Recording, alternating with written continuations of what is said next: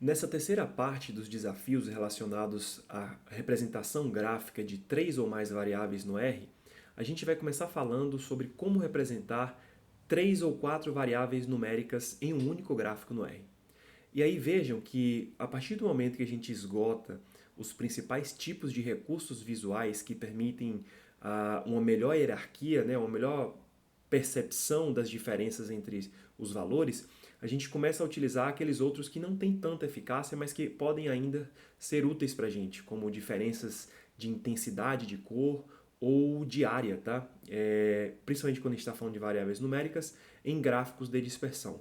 Então vamos começar? Aqui eu vou criar uma nova seção para a gente com Ctrl Shift R, e essa seção diz respeito a, vou chamar aqui de seção 3, e eu vou chamar ela de 3 visualizando 3 ou mais variáveis, tá? Vou dar um OK. Então ele criou esse novo subtópico aqui, e aí esse novo tópico, e o primeiro subtópico que eu vou criar vai ser 3 variáveis numéricas, certo? O que eu quero fazer nesse gráfico? Já vou antecipar. Eu quero representar no eixo Y tempo de viagem, no eixo X distância de viagem, e aí eu quero um gráfico de dispersão. E aí eu vou mudar as características desses pontos de duas maneiras. No primeiro momento eu vou utilizar a área do ponto para representar a idade dos indivíduos, ou seja, quanto maior a área, maior a idade, ou maior a área desse círculo, né, que vai ser agora o ponto, maior a idade do indivíduo. E no outro momento eu vou querer utilizar diferenças de cores, tá? Para cores mais claras ter uma maior idade ou cores mais escuras ter maior idade. Vamos começar fazendo isso aqui? Então eu vou começar com o primeiro caso de mudar a área, né, desses meus pontos, desses círculos.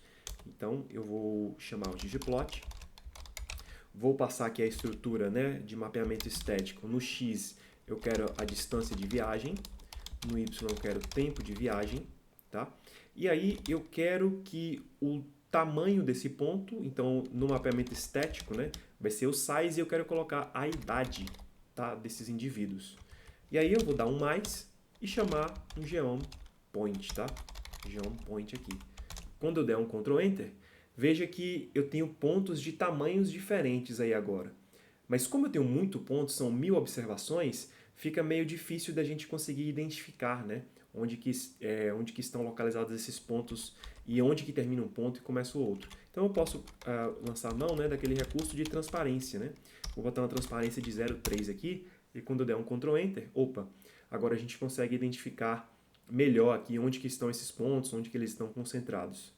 Mas veja que o tamanho, ele não consegue dar uma indicação tão boa para a gente, porque tem muitos pontos próximos uns aos outros aqui e empilhados, tá?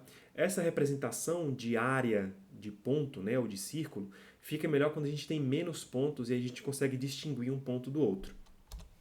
Eu vou lançar mão então de outro recurso, que é de intensidade de cor, tá? Eu vou chamar aqui no Static, de novo, dist viagem. No Y eu vou chamar de novo o tempo viagem. E ao invés do size, tá? O que eu vou utilizar aqui é o color, certo? Color vai ser então igual à idade. E aí, quando eu trouxer para cá o geoMPoint, eu vou chamar aqui, desculpa, não vou colocar alpha, tá? Vou só chamar o geoMPoint mesmo. Quando der um Ctrl Enter, veja que agora a gente consegue distinguir melhor, né?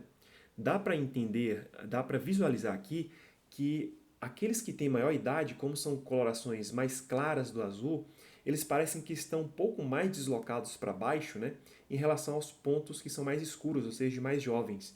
O que nos dá uma indicação aqui, parece, tá, de que os mais jovens, em geral, eles têm tempos de viagem maiores do que aquelas pessoas que são mais velhas, né, aqui nesse caso. Bom, então veja como é interessante a gente utilizar nesse caso aqui melhor a questão de cor do que de idade propriamente dito, certo? Vamos ver como é que a gente consegue representar então 4 variáveis, né? E aí a nossa ideia, 4 variáveis numéricas, né? A nossa ideia aqui vai ser combinar essas duas coisas, né? Eu vou acrescentar agora a renda para a gente aqui. E a renda vai entrar no tamanho do ponto, enquanto a idade vai entrar na coloração desse ponto, tá? Então vou chamar EM, ggplot, e aí eu vou chamar AES, né? De novo, x, distância de viagem. Y, tempo de viagem. Vou dar um Enter aqui para ficar melhor separado o código. O size vai ser o renda, que é a minha variável de renda, e o color vai ser idade, tá? Vou dar um mais e trazer aqui o geonPoint para a gente, certo? Quando eu der um Ctrl Enter, veja que agora, olha como ficou bacana esse gráfico, né?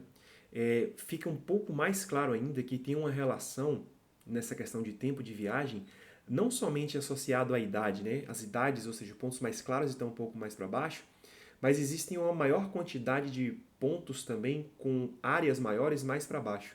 Então parece que pessoas, né, com maior idade e maior renda, elas experimentam tempos de viagem menores, certo?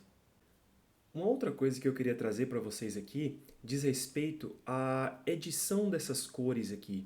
Veja que pode ser pouco intuitivo para a gente entender que maior idade são cores mais claras, tá? E aí a gente vai começar a utilizar algumas outras funções aqui dentro do ggplot que nos permitem fazer esses ajustes mais finos com relação ao uso das cores, né? Das variações de tamanho e dentre outras questões.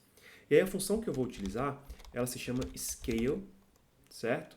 Color Distiller, certo? São com dois L's.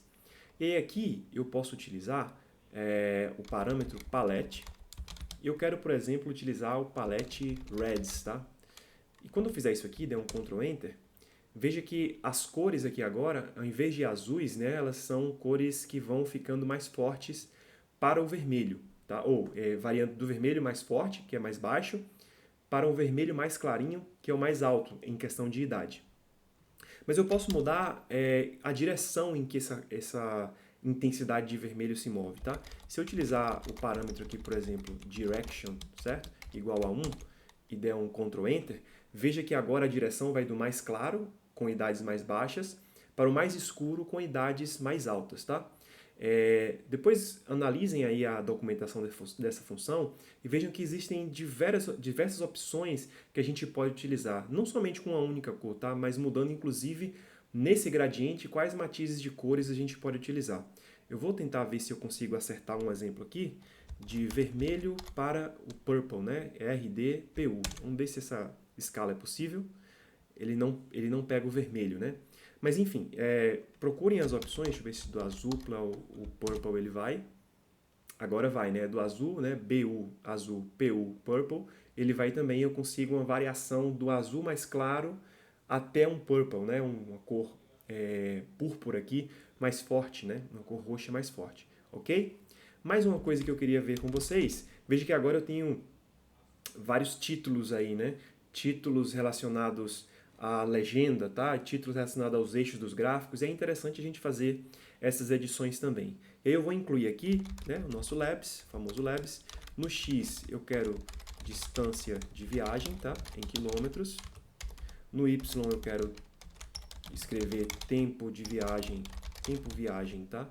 Em horas. E para eu editar as escalas relativas à renda, né, e à idade, o que eu preciso trazer é exatamente que parâmetro estético do mapeamento estético a gente está relacionando aqui nessa função de aesthetics, tá? Então, o que eu preciso fazer para mudar o nome idade ali, para colocar um I maiúsculo, é trazer no color, aqui dentro do Labs, uma idade com letra maiúscula. E o size, eu vou trazer um renda com letra maiúscula, tá? Quando eu der Ctrl Enter, observe que mudou tanto aqui os títulos dos eixos, quanto os títulos das legendas, tá? Então, espero que tenha sido informativo para vocês e veja como a gente começa a poder explorar gráficos, né, mais complexos, né, com um conjunto maior de informações e riqueza para a gente tentar transmitir uma mensagem aqui gráfica para o público.